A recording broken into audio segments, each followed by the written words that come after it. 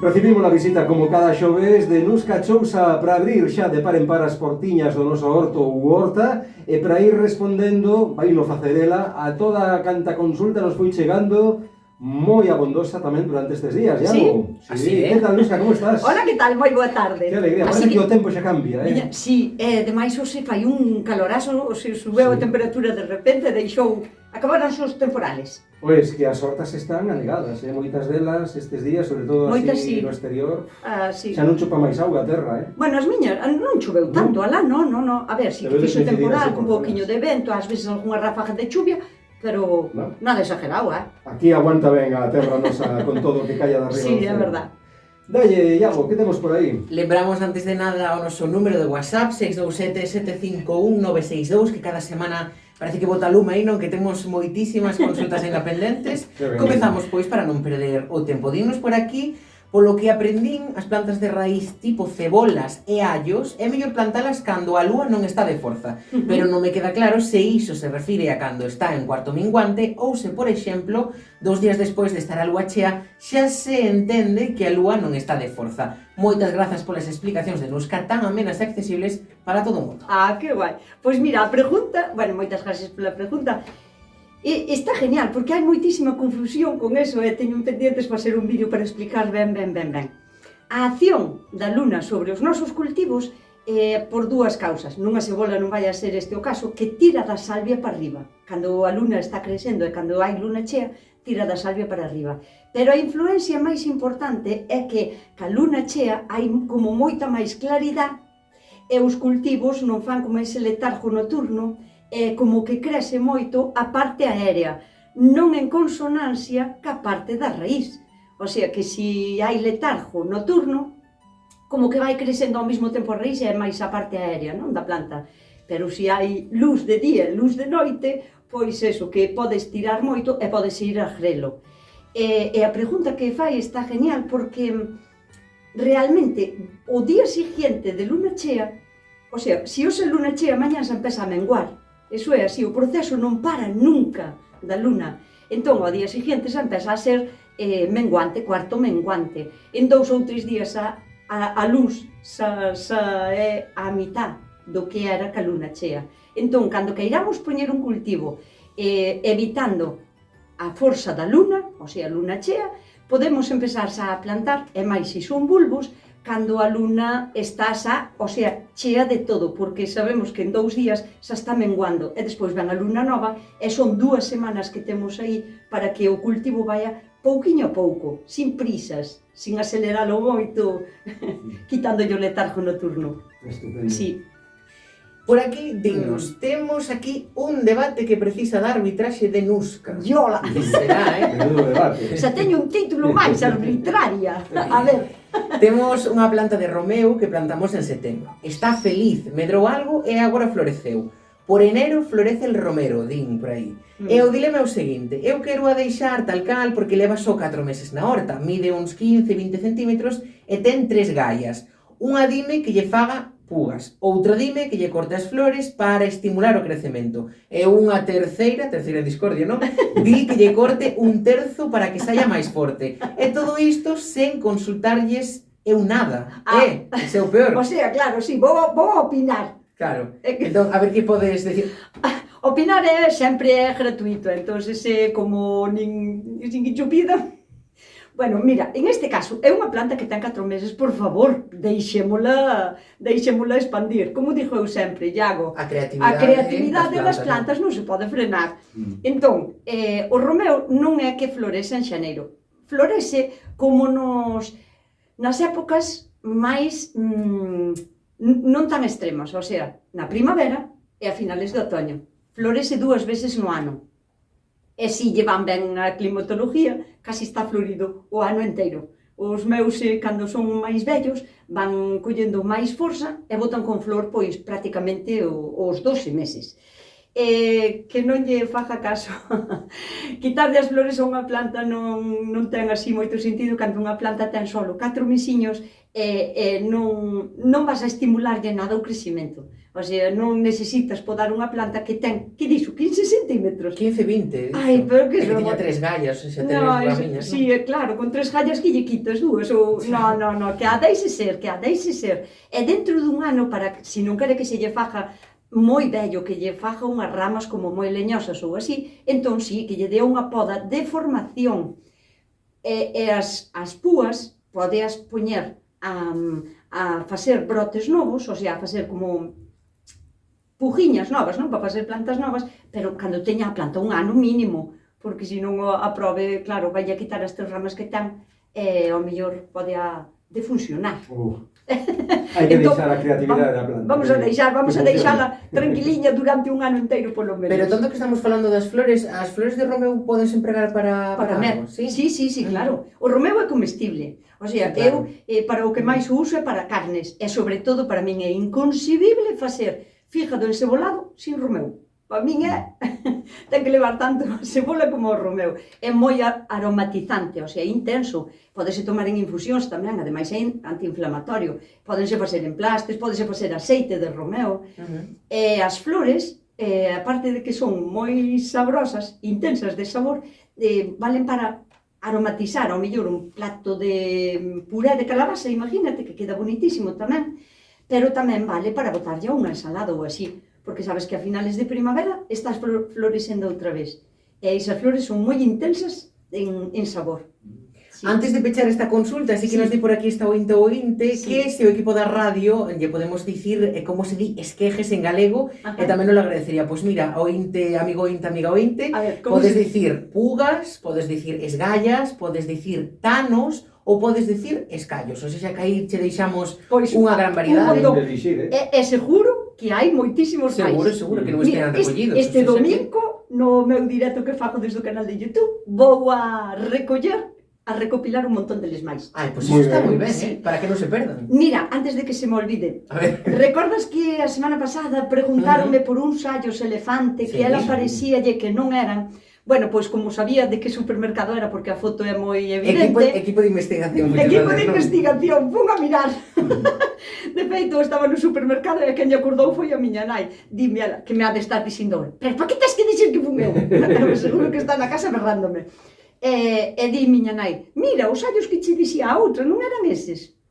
E fun a mirar, e non eran allos elefante, pero rotundamente non. Era allo blanco normal, pero sí que poñía na etiqueta allos elefante, e fuño dicir a encarjada. E dixo, mira, estades vendendo isto por allos elefante, non o son. E di ela, non, ese é allo blanco. E dixo, pois na etiqueta que pon allos elefante, e a min consultaronmo porque viñeron a compralos, non a este supermercado, sino a outro da voso tamén. E tamén poñía o mismo. E di ela, non, iso hai no que cambiar, hai no que tal. Así que o equipo de investigación tamén funciona super ben. Non está facendo servizo social. Sí, claro. Por aí para ver se cambiaron etiqueta. Porque, sabes que pasa? É unha cousa que a xente pregúntame moitísimo, que lle chama moito a atención, é quere as sementes. Eu non atopo un sitio para poder recomendar que sea como de confianza, pero cando encontre xa yo darei. E claro, en este caso, si ven que no supermercado pon allo elefante, van a comprar, porque teñenlle moita gana a semente e tal. Entón, claro, non o son. O sea, un engaño por parte deles, que tamén foi como unha equivocación, pero é facilmente corregible, quitar unha etiqueta e listo. Perfecto. Boa tarde, nos di María dende Pontevedra, que nos di que comprou estas miñocas, que nos achega unha imaxe, pero non me parecen de California, porque nos dixo que eran fracas e estas son moi gordas. Quería saber a súa opinión. Graciñas, é unha aperta para todos. Mira, a min sí que me parecen miñocas californianas. Mira, porque outra característica distinguible deste tipo de bechicos é que teñen uns anillos, aparte de que son como violeta, teñen tonos como marrón oscuro, tirando como a violeta, que iso é moi característico neste tipo de lombrices, teñen como se fora anillos. Daste conta que isto está cheo de como de anilliños? Eso hasta aquí, as autóctonas, non o teñen. E eu cando digo que son como máis delgadiñas, non quero decir que no corpo sexan como máis delgadas ou estilizadas, sino que na súa maneira de andar, que as miñocas o que fan é como estirar o corpo para poder chegar máis adiante, arrastranse, non é como unha culebra, non é como que estiran. No momento en que o están estirando, a parte de diante, a cabeza, é picuda. E a das nosas non, sigue sendo redondeada.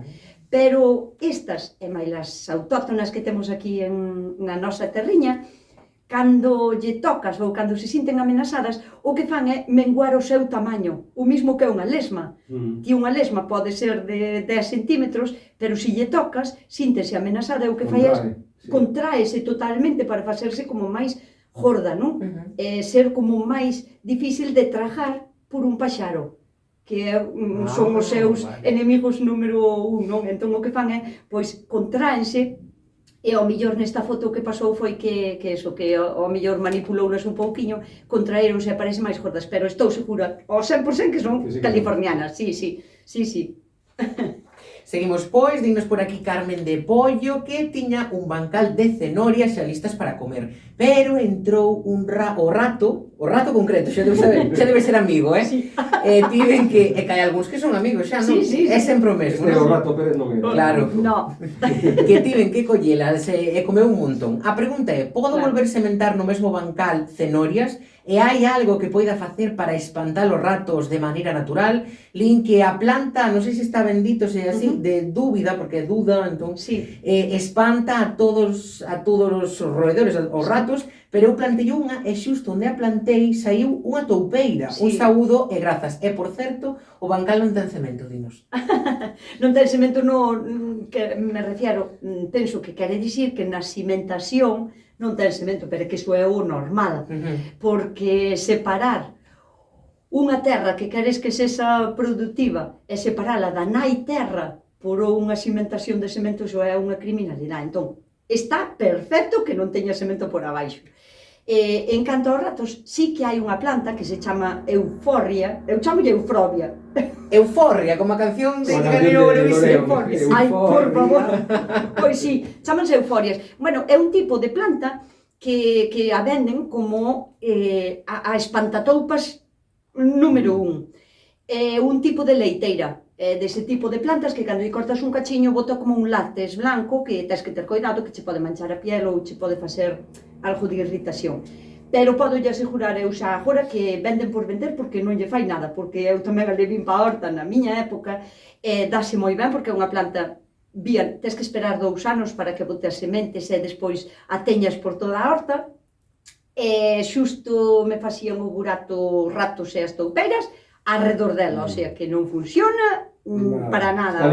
Nada. E o da ruda, é verdade que tanto os ratos como as toupeiras sobre todo, que lle espantan os olores fuertes, porque son seres que se andan por debaixo da terra teñen como moito máis desarrollado o seu sistema olfativo, entón os olores moi fuertes molesten un mogollón. Os ratos, concretamente, a menta. Así que se pode utilizar un tipo de concentrado de menta. Non digo a planta porque a planta tampouco nas raíces non ten tanto olor. Pero facer un concentrado de menta, usar un aceite de menta ou algo así, vai a axudar un montón. E sobre todo as toupeiras, ojo al dato, o que mellor as espanta é as bolas de alcanfor.